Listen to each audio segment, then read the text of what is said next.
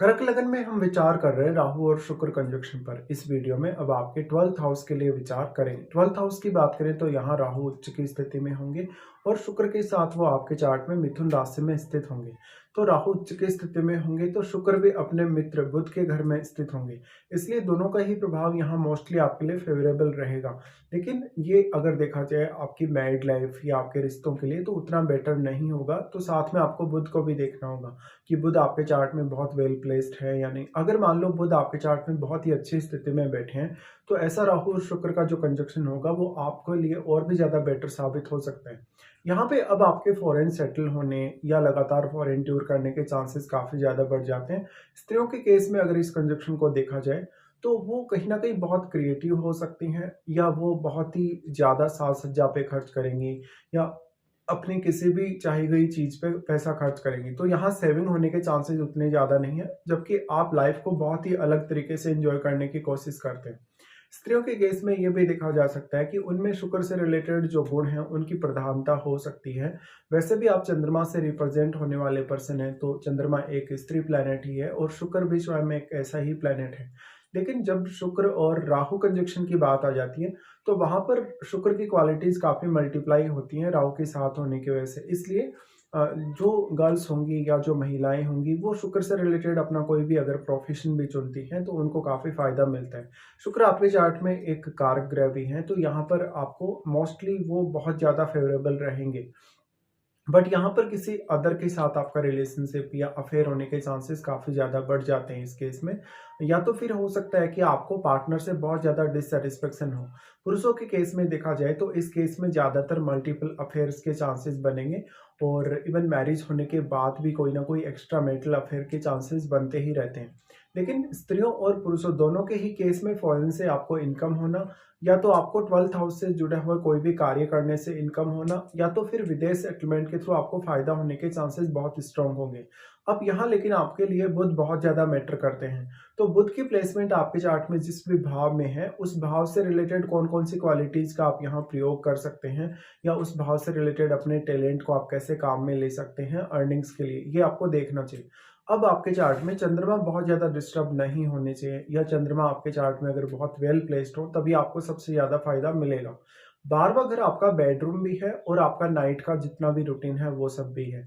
ऐसे में यहाँ आपकी नींद लेने की जो प्रवृत्ति है, आपका जो सुख है, कहीं ना कहीं जो रात्रि का सुख है, आपका शरीर कितना ज्यादा कंफर्टेबली काम करता है उस पर वो सब डिपेंड करेगा। तो यहाँ आपके जो जो भी रिजल्ट्स रहेंगे कहीं ना कहीं, क्योंकि शुक्र से रिलेटेड क्वालिटीज काफी ज्यादा मल्टीप्लाई हो रही हैं, तो आपको भौतिक सुख सुविधाएं बहुत ज्यादा चाहिए, लग्जरी बहुत ज्यादा चाहिए लाइफ में। और अगर आप फॉरेन सेटल हो जाएं या अपना जन्म स्थल छोड़ दें तो इस बात की पॉसिबिलिटी बहुत ज्यादा बढ़ जाती है कि आप अधिकतम भौतिक सुख सुविधाएं पाएंगे, भले ही आप अपनी फैमिली से दूर चले जाते हो। अब शुक्र आपके चार्ट में एक कारक ग्रह भी है, इसलिए मोस्टली अगर आप फॉरेन सेटल हो, किसी अदर स्टेट में सेटल हो या किसी अदर सिटी में सेटल हो, तो आप बहुत ही ज्यादा कहीं ना कहीं सुख पाएंगे या ज्यादा से ज्यादा अपनी जो अपेक्षाएं हैं उनको पूरा कर पाएंगे। अब यहाँ किसी भी फायरी प्लेनेट का प्रभाव नहीं होना चाहिए। फायरी प्लेनेट जैसे अगर सूर्य का प्रभाव है, इवन अगर मंगल का प्रभाव है, तो आपके रिश्तों के बिगड़ने की संभावना फिर काफी ज्यादा बढ़ जाती है। यहाँ पे राहु सिर्फ और सिर्फ आपकी जो क्वालिटीज हैं 12th हाउस की उन्हीं को मल्टीप्लाई करने का काम कर रहे हैं। अब मान लो अगर यहाँ पे कोई भी अन्य ग्रह अगर स्थित है आपके 12th हाउस में, तो वो या तो राहु का मित्र ग्रह हो या वो शुक्र का मित्र ग्रह हो, तभी आपको सबसे ज्यादा फायदा मिल सकता है। फिर वो आपके चार्ट में जिन जिन भावों को रिप्रेजेंट कर रहा है उन भावों के लिए कहीं ना कहीं आप अपना विदेश से कुछ कनेक्शन देखेंगे। शुक्र मोस्टली बहुत ज्यादा क्रिएटिव आपको बनाएगा, और वैसे भी आप चंद्रमा से रिप्रेजेंट होने वाले पर्सन हैं, तो क्रिएटिविटी आप में ऑलरेडी है। तो आपको शुक्र से रिलेटेड प्रोफेशन भी अगर आप चुनते हैं, शुक्र से रिलेटेड किसी भी फील्ड को अगर आप चूज करते हैं अपने एज ए प्रोफेशन, तो आपके लिए बहुत बेटर स्थितियां हो सकती हैं। इसी तरीके से आप अधिकतम लग्जरी का जो सुख है अपने जीवन में पाना चाहेंगे और इसको आप कंप्लीट भी करेंगे। अब आप अपने 11वें घर में बैठे हुए प्लैनेट्स को और 4th हाउस में बैठे हुए प्लैनेट्स को देखिएगा। अगर इन भावों में राहु का कोई मित्र ग्रह या शुक्र का कोई भी मित्र ग्रह बैठे तो इस बात की संभावना बहुत ही ज्यादा बन जाएगी कि आप अपनी सारी की सारी अपेक्षाओं को पूरा कर पाएंगे। अब यहाँ जो भी प्लैनेट्स राहु या शुक्र पर अपना प्रभाव डाल रहे हैं या इनके साथ भी बैठे हों, तो उनका रोल काफी ज्यादा अहम होगा यहाँ पे, क्योंकि आपके वो भाव देखिए जिनका कोई भी ग्रह स्वामी होकर इनके साथ बैठा है या इन पर अपना प्रभाव डाल रहे हैं, उन भावों से रिलेटेड आप अपनी क्रिएटिविटी को आप कैसे काम में ले सकते हैं या अपना जो नेचुरल टैलेंट है उसका कैसे इस्तेमाल कर सकते हैं। मोस्टली अगर पुरुष का चार्ट हो तो उस केस में उसको अपने पार्टनर से बहुत ज़्यादा सावधानी रखने की आवश्यकता है। यहाँ पे आपका जो कहीं न कहीं जीवन साथी होगा, यानी अगर आप पुरुष हैं तो आपका जो जीवन साथी होगा यानी आपकी जो वाइफ़ होंगी, हो सकता है उनका कुछ अदर जो कंट्री है या अदर स्टेट से उनका कुछ रिलेशन हो, या मैरिज होने के बाद ऐसा हो कि आप विदेश जाएँ या इवन विदेश में सेटल होने के लिए देखें या किसी अदर स्टेट में सेटल होने के लिए देखें। यहाँ पे रिलेशनशिप के थोड़े बिगड़ने की संभावना तब ज़्यादा बढ़ जाएगी जब यहाँ पे किसी फ़ेरी प्लैनेट का प्रभाव होगा। तो जो भी पुरुष लोग हैं उनको जब भी वो मैरिज करते हैं, उस समय उनको अपने पार्टनर के बारे में बहुत ज़्यादा ध्यान रखना पड़ेगा। कभी-कभी आपका जो पार्टनर है आपको चीट करने लग जाता है एकदम से। स्त्रियों के केस में ऐसी संभावना काफ़ी कम ही होगी। अब देखा जाए तो शुक्र की क्वालिटीज़ यहाँ काफ़ी ज़्यादा एनहांस हो रही हैं, तो आप उतना ही ज़्यादा कहीं न कहीं फ़ोकस करेंगे अपने 4th हाउस और अपने 11th हाउस पे। तो आप अगर अदर स्टेट में रहते हैं, अगर आप फॉरेन कंट्री में रहते हैं, तो आपको पॉपुलैरिटी मिलने के चांसेस बहुत स्ट्रॉन्ग होंगे। अब आपको देखना होगा कि शुक्र यहाँ वक्री तो नहीं है। अगर शुक्र वक्री होंगे, तो उस केस में आपकी जैसी अपेक्षाएँ हैं रिज़ल्ट्स की, वैसे रिज़ल्ट आपको देखने को नहीं मिलते। तो आपके लिए कहीं न कहीं फिर राहु इल्यूज़न काफ़ी ज़्यादा क्रिएट कर देता है। अब आपके चंद्रमा को देखिएगा कि चंद्रमा आपके चार्ट में कैसी स्थिति में है, क्या उनका राहु से या केतु से या शनि से कोई संबंध तो नहीं है। अगर मान लो आपके चंद्रमा बहुत ही वेल प्लेस्ड हैं, तो राहु के 12वें भाव में होते हुए भी आप बहुत ज़्यादा कॉन्फिडेंट फ़ील करेंगे अपने आप को। उसके बाद अगर हम इनकी दृष्टियों के हिसाब से विचार करें, तो राहु सबसे पहले 4th हाउस को एस्पेक्ट करते हैं। अब वो क्योंकि 4th लॉर्ड के साथ ही बैठे हैं, तो ऐसा राहु आपकी फॉरेन सेटल होने की संभावनाओं को समय के साथ-साथ काफ़ी ज़्यादा बढ़ाता जाता है। इसमें लेकिन आपको अपनी महादशा का रोल भी ज़रूर देख लेना चाहिए। वास्तव में आपको क्या राहु की या शुक्र की महादशा है या नहीं?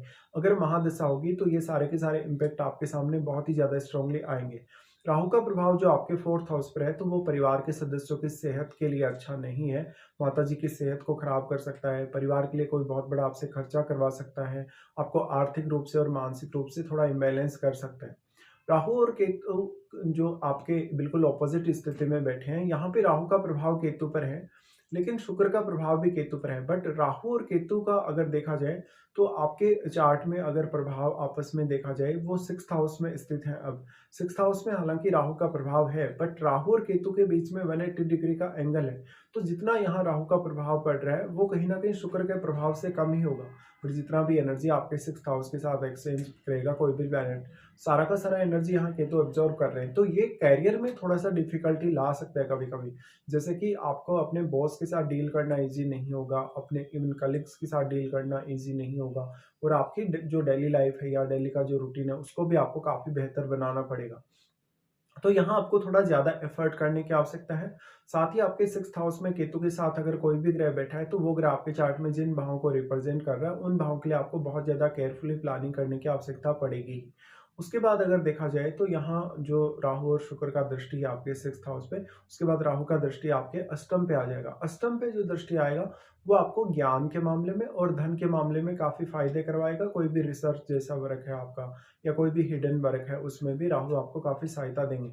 लेकिन जीवन साथी से या जीवन साथी की फैमिली से आपकी अपेक्षाएँ काफ़ी ज़्यादा तीव्र हो जाती हैं कभी-कभी, तो आपको उन लोगों से कोई बहुत बड़ी एक्सपेक्टेशन नहीं रखनी चाहिए। अब शुक्र के साथ इस तरीके से राहु बैठे हैं, तो इस बात की पॉसिबिलिटी बहुत ज़्यादा है कि आपका कोई ना कोई रिलेशनशिप चल रहा होगा, या आपका जिनके साथ भी रिलेशनशिप है, कहीं न कहीं आप उनके साथ बहुत ज़्यादा अटैच्ड रहेंगे।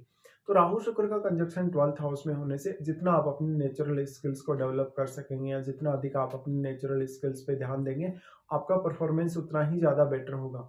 और आपको अगर महादशा है इनकी, तो आपकी दशा कौन से एज पीरियड में आने वाली है, इसका आपको काफ़ी ध्यान रखना चाहिए।